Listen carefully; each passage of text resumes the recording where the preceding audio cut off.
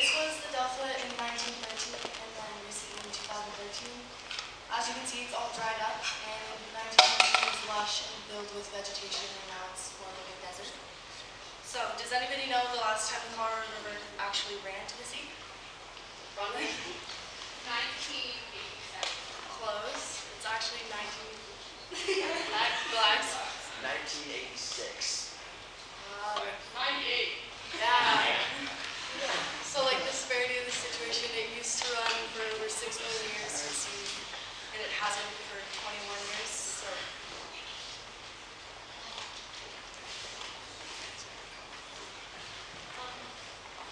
So basically what we're worried about is that because the Colorado River is one of the hardest working rivers in the West, and there's like, as Zane referenced earlier, he said that 40 million people, rely on the river. And so what we're worried about is how like, if, just because the river's drying up in the Delta, we're worried that it might dry up in other places because of, like 40 million people relying on this river for, sources of water.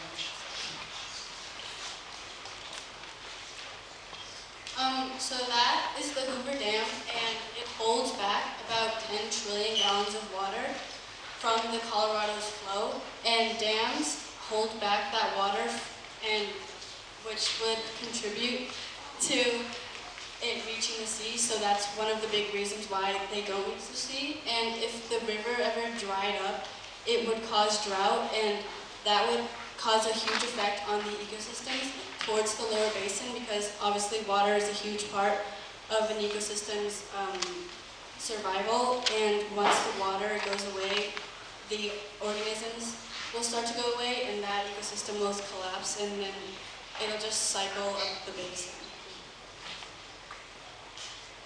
And so this is just a map of all the dams on the Colorado River. And there's about 15 on the main stem of it, and dozens to hundreds on the tributaries. And if the Hoover Dam by itself holds 10 trillion gallons, we can't really imagine how much all of them together hold back.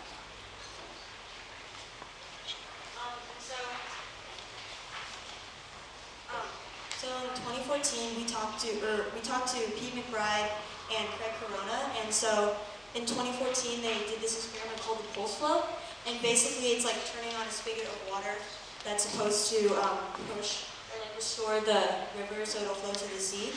And the organizers realized that they couldn't provide enough water for like a continuous flow, so they did this temporary solution about it, and it worked to restore less than 1% of the river, which brought back hundreds of species of animals and then natural vegetation. So that's what it was in 2013 before the pulse flow, and that's what it was in 2014 after the pulse flow. However, it is dried up again.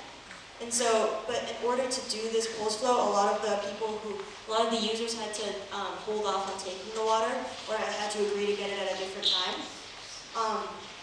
And they couldn't take as much as they were agreed upon amount.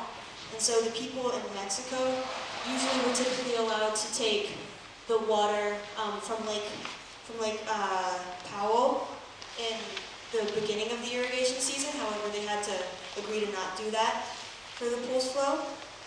And so also in 2014, they had negotiated to do another one in 5 years, which would put us to this year. However, the organizers have not scheduled to do a big one because they just don't have enough water anymore.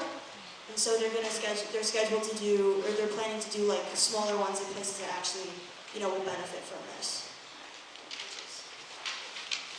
And so one of the things that we're suggesting is maybe to do like another one of these, like he said, like in smaller places that need it, or like, just a bigger one when we have more water. So yeah.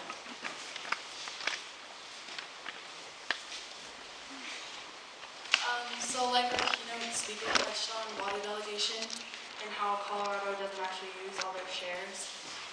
One of our solutions, instead of delegating our water that we don't use to the lower basin, we actually put that water back into the river in order to kind of create like another pulse flow experiment like Kara was talking about, but like longer drawn out, so that the river and the ecosystems can be restored down to the lower basin.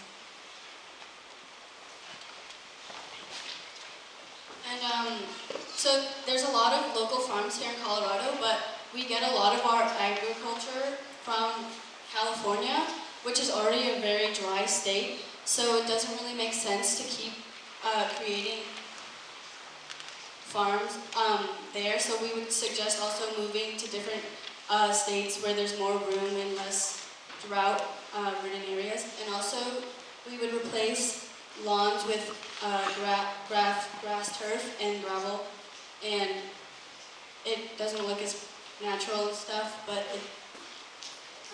it would save a lot of water. One of the things that we were like, had our peers ask us about is like how much would it actually cost?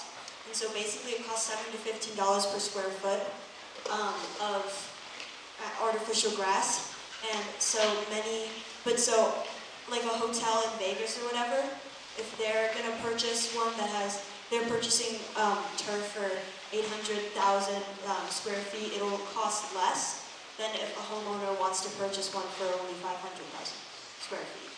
So, there's that.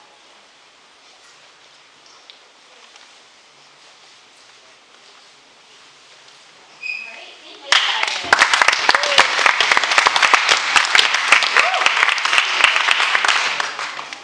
All right, questions for this group? We'll start with Melanie. Oh, I'm sorry, Madeline. It's been a long one. So why did you decide to do this project? When we were choosing our topics, a classmate actually recommended something similar to what our project was, and so we went off of that project and formed it into this. Other questions for this group? Yeah. Are there cases of using the solutions that you put or passed out? Las Vegas actually replaced a lot of their lawns with the gravel and turf. And it saved like 100 billion gallons of water. So yeah, that's great. Final question? All right, I'll ask the final question.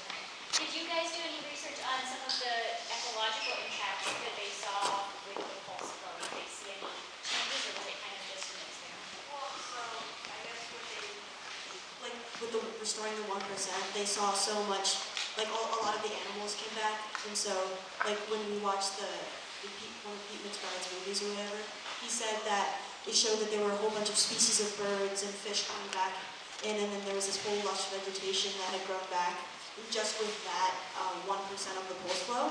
So yeah, like hundreds of species came back. And then they also timed the pulse flow experiment specifically towards